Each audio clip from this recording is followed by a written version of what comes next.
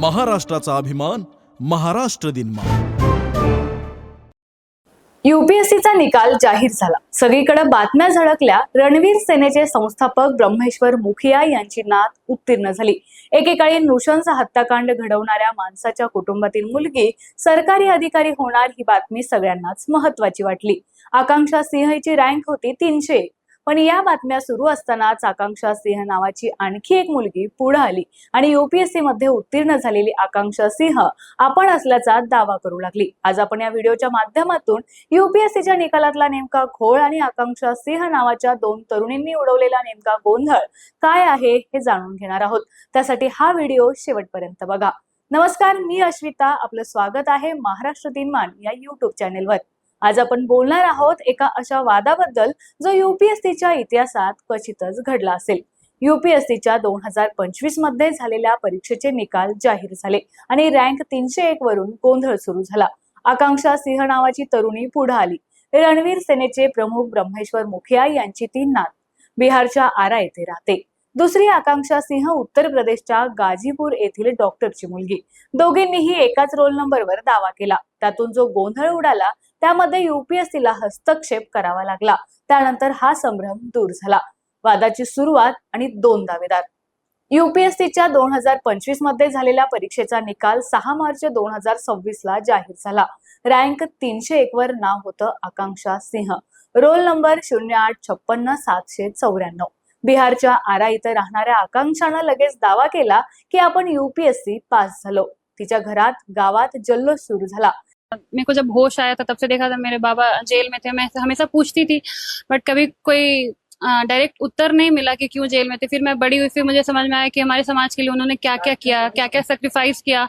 हमारा पूरा परिवार इस सेक्रीफाइस के चक्कर में पूरा पीछे चला गया, 10 साल 20 साल पीछे चला गया। तो वो मेरे प्रेरणा स्रोत हमेशा से रहे हैं। उनको देख के मैं अभी भी आगे बढ़ रही हूँ। ही आकांक्षा म्हणजे ब्रह्मेश्वर मुखिया यांची नात। बिहारमध्ये 4 दशकांपूर्वी रणवीर सेनेची दहशत होती। या ब्रह्मेश्वर मुखिया यांची 2012 मध्ये हत्या झाली। अशा बड्या घरातली मुलगी यूपीएससी झाली होती याची नॅशनल न्यूज होणं स्वाभाविक होतं। त्यानुसार मोठा गाजावाजा झाला। पण हा सगळा जल्लोष सुरू असतानाच कहाणीमध्ये ट्विस्ट आला। गाजीपूरमधील डॉक्टरची मुलगी असलेल्या आकांक्षा सिंहने दावा केला की 301 व्या रँकरवर आपलं नाव आहे आणि तो रोल नंबरही आपलाच आहे। मेरा नाम डॉक्टर आकांक्षा सिंह है। मेरे को इस बार यूपीएससी सीएससी 2025 रिजल्ट में 301 रैंक आया है। मैं गाजीपुर डिस्ट्रिक्ट उत्तर प्रदेश से बिलोंग करती हूँ और पेशे से एक डॉक्टर हूँ। मैंने एमबीबीएस और मास्टर्स कर रखा है। मैं गायनोकोलॉजिस्ट हूँ फ्रॉम एम्स पटना। अभी मेरे जानने में आया है कि एक और लड़की है जो अपना रैंक 301 क्लेम कर रही है। तो ये वीडियो सिर्फ उसके क्लैरिफिकेशन के लिए भी है। आप लोग अपने एडमिट कार्ड में देख सकते हैं, जो मैंने देखा है उसमें बारकोड है जिसके through reality will be very clear. So I am just hopeful this clarifies. बिहारची आकांक्षा आरा येथील रहिवासी आहे। कॅथोलिक मिशन स्कूल मधून 10वीची परीक्षा ती 80 गुणांसह उत्तीर्ण झाली आहे। HD जैन कॉलेज मधून इंग्रजी साहित्यात तिने पदवी घेतली आहे। तिच्या वडिलांचं नाव इंदू भूषण सिंह। तर उत्तर प्रदेशची डॉक्टर रणजीत सिंह यांची ती मुलगी गायनोकोलॉजिस्ट, एका सुशिक्षित कुटुंबातली। खातरजमा करण्यासाठी पत्रकार दोघींकडेही पोहोचले। दोघींनीही ऍडमिट कार्ड दाखवलं। उत्तर प्रदेशच्या आकांक्षाचा QR कोड स्कॅन केला तर रोल नंबर 08565794 मिळतो, जो निकालाशी जुळणारा आहे।